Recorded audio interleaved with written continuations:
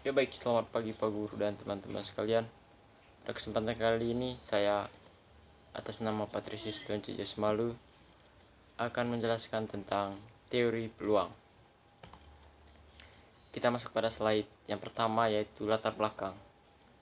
Latar belakang saya membuat materi ini. Yang pertama, materi peluang merupakan salah satu materi kelas 12 yang harus dipelajari.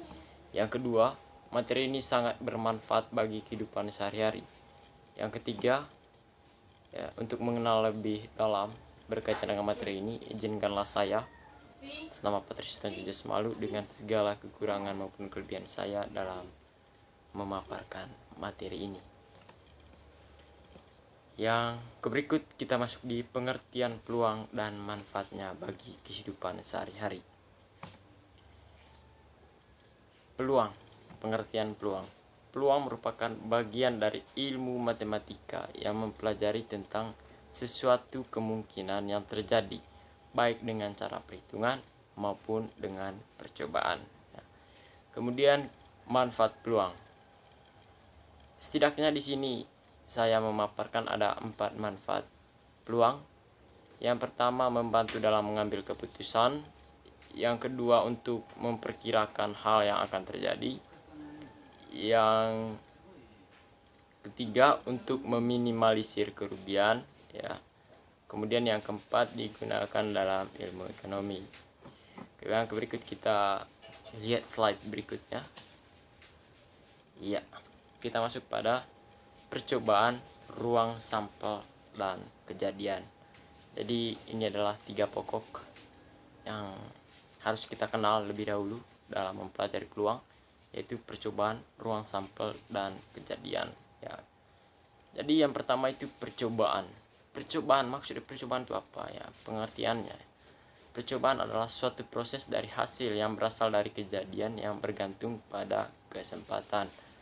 Kemudian yang kedua itu ruang sampel, adalah semua hasil dari percobaan. Sementara kejadian adalah bagian dari ruang sampel, ya.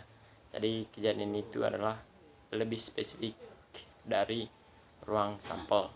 Kemudian kita lanjut ke slide berikutnya, yaitu contoh, ya. Contoh dari ruang sampel, kemudian juga kejadian tadi, ya.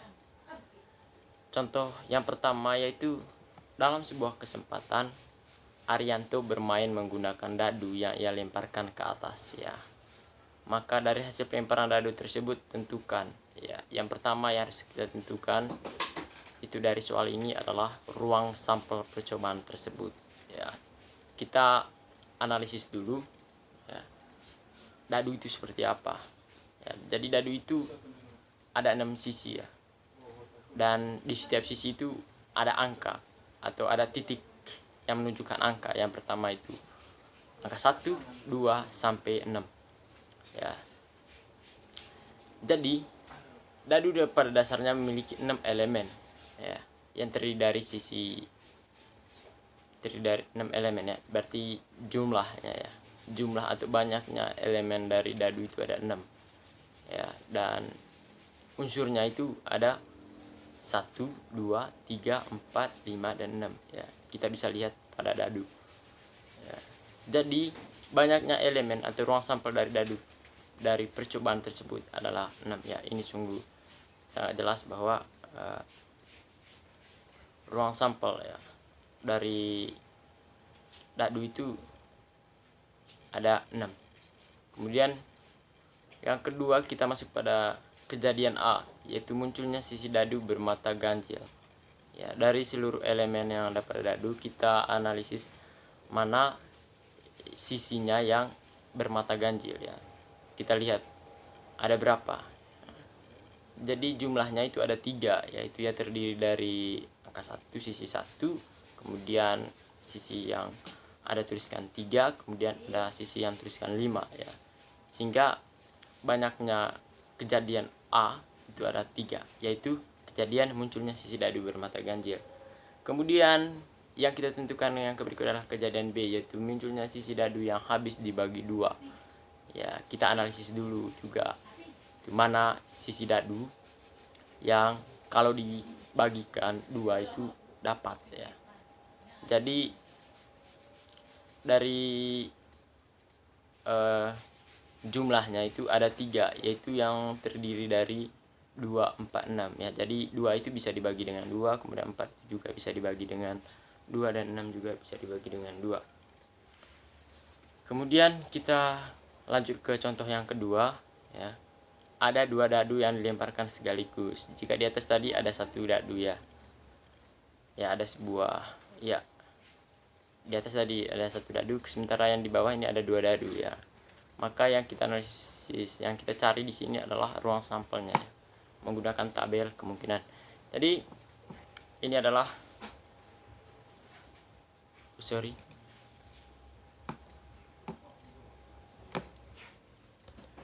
ya. Kita masuk di mohon maaf terjadi kesalahan sedikit.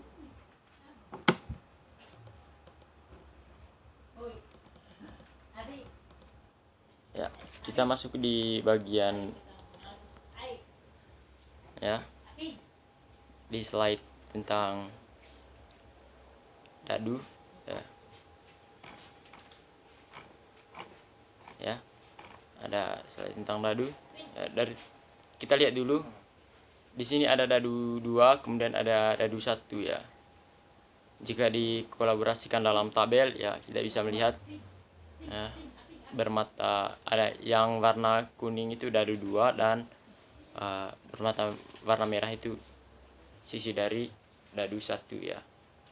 Ketika kita melihat dari tabel tersebut, kita dapat menyimpulkan bahwa banyaknya ruang sampel dari percobaan melempar 2 buah dadu sekaligus itu ada 36 ya. Kemudian kita lanjut ke slide berikutnya, yaitu tentang peluang suatu kejadian ya. Peluang dari suatu kejadian memiliki rumus, yaitu jika S adalah ruang sampel dengan banyaknya elemen, yaitu N, S, dan A adalah suatu kejadian dengan banyaknya elemen NA, maka peluang kejadian A diberikan notasi dengan A. Ini sudah jelas tadi ya, bahwasannya N itu apa, kemudian S juga tadi itu apa ya. Jadi N itu menunjukkan banyak ya, kemudian S itu lebih spesifik ya, dan S itu apa ya namanya, lebih spesifik dari banyaknya. Misalnya ada 6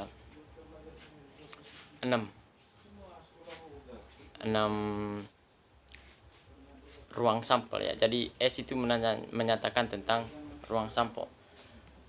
Kemudian A itu menunjukkan kejadian ya. Jadi peluang suatu kejadian dapat dinotasikan dengan PA ya, atau peluang kejadian A itu sama dengan ya, N kali A per N kali S atau dalam kurung S ya. Contohnya, di suatu perpustakaan terdapat buku kimia, fisika, biologi, sosiologi, PKN, dan matematika ya. Masing-masing buku tersebut berjumlah 4 buku. Berapakah peluang yang didapat oleh buku matematika ya ketika siswa mengunjungi perpustakaan ya? Maka penyelesaiannya yaitu banyaknya buku dari ke-6 jenis buku di atas adalah 24 ya. Sudah jelas tadi ya, bahwa di setiap jenis buku itu ada setidaknya 4 jumlahnya ya. Buku fisika ada 4, kemudian biologi ada 4, kemudian PKN ada 4 ya. Ketika dijumlahkan semuanya ya ada 24 ya. Jadi banyaknya buku ya, atau NS-nya itu 24 ya. Sementara banyaknya buku matematika adalah 4 ya. Maka kejadian yang kita pilih itu kan matematika ya. Berarti NA-nya itu dapat kita cari atau kita temukan, yaitu 4. Sehingga diperoleh peluang ya, dari suatu kejadian A itu sama dengan 4/24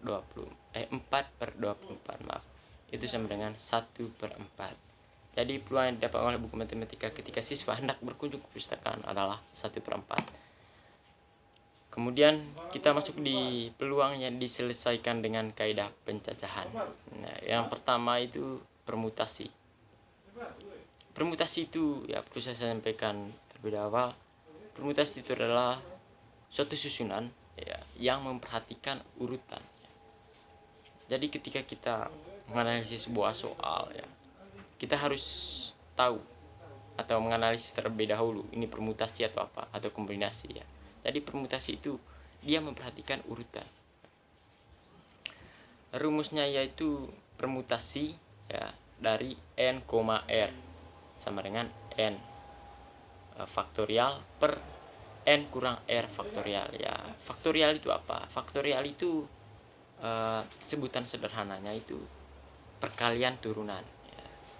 Misalnya dari 10 kemudian kali 9 kali 8 gitu, sampai seterusnya ya. Contohnya itu dalam sebuah lomba pidato ada 12 siswa yang duduknya diatur berdasarkan nomor kursinya, yaitu dari nomor 1 hingga nomor 12. Kemudian tentukan peluang menang yang didapat oleh siswa yang menduduki nomor 5, 12, dan 8 ya. Penyelesaiannya yang pertama, banyaknya ruang sampel dengan n sama dengan 12 ya, dan r sama dengan 3 ya. Sudah jelas ya bahwasannya ada 12 siswa ya, jumlah seluruh dari anggota yang mengikuti lomba itu adalah 12 siswa. Kemudian yang menjadi kejadian atau yang dipilih di sini itu cuman 3 orang ya. 3 orang ya dalam menentukan pemenang, yaitu juara 1, juara 2, dan juara 3 ya. Jadi di sini dapat kita notasikan yaitu peluang dari 12,3 itu sama dengan 12 faktorial per 12 kurang 3 faktorial. Jadi hasil akhirnya itu 1320 peluang ya. Peluang menangnya ya dari 3 siswa yang menduduki nomor 5, 12, dan 8 ya. Ya bukan itu tadi ruang sampelnya ya, banyaknya ya. Ruang sampelnya itu ada 1320 ya.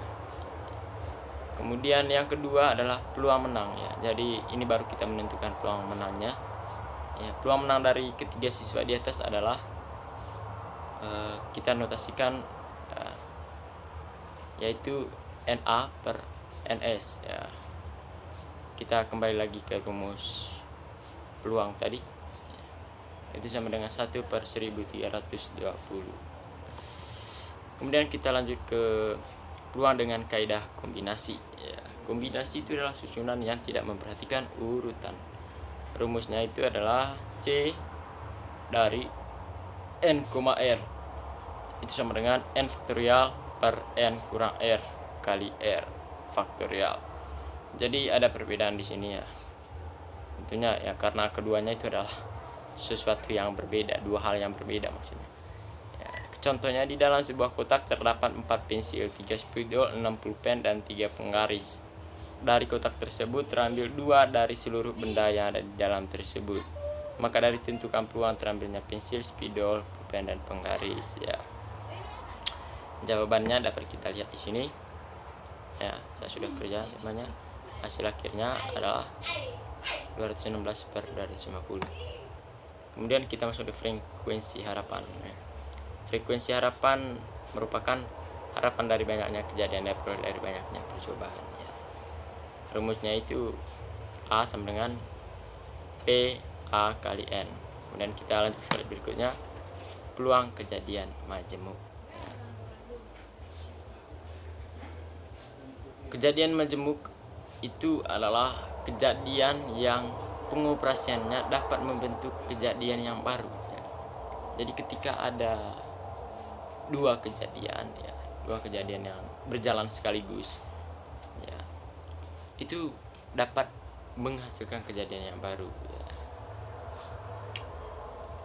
Contohnya di sini ya, dari dalam sebuah lemari diambil secara sak baju kaos tersebut memiliki pilihan warna merah 3 sebanyak 3, kuning sebanyak 3, dan hijau sebanyak 3. Berapakah peluang terambilnya baju kaos bukan berwarna biru ya?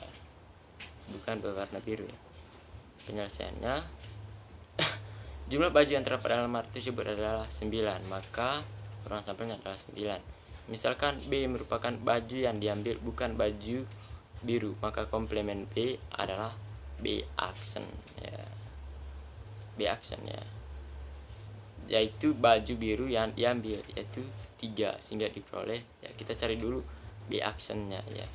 Jadi komplement ya, komplement dari B itu adalah B aksen ya. Misalkan B ini adalah bukan baju yang diambil, maka B aksennya itu adalah baju yang diambil ya. Misalnya apalagi ya,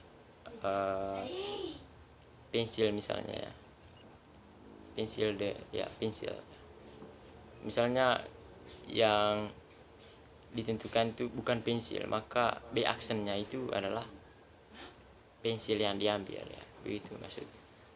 Kemudian kita masuk ke rumus, itu PB aksen ya. Yang pertama kita cari dulu PB aksennya, itu sama dengan NB aksen per NS ya. Ini sudah jelas, sama 1/3. Kemudian kita masuk ke rumus ya, untuk mencari peluang diambilnya baju bukan warna biru ya. Ini peluang diambilnya baju bukan warna biru ya, karena kita harus tahu dulu ya peluang B aksennya ya, peluang terambil baju warna birunya berapa ya. Jadi jawabannya adalah 3/3. Kemudian penjumlahan peluang ya. Rumus ya, penjumlahan peluang itu ada 2 bentuk rumus, yaitu untuk kejadian yang saling lepas dan untuk kejadian yang tidak saling lepas.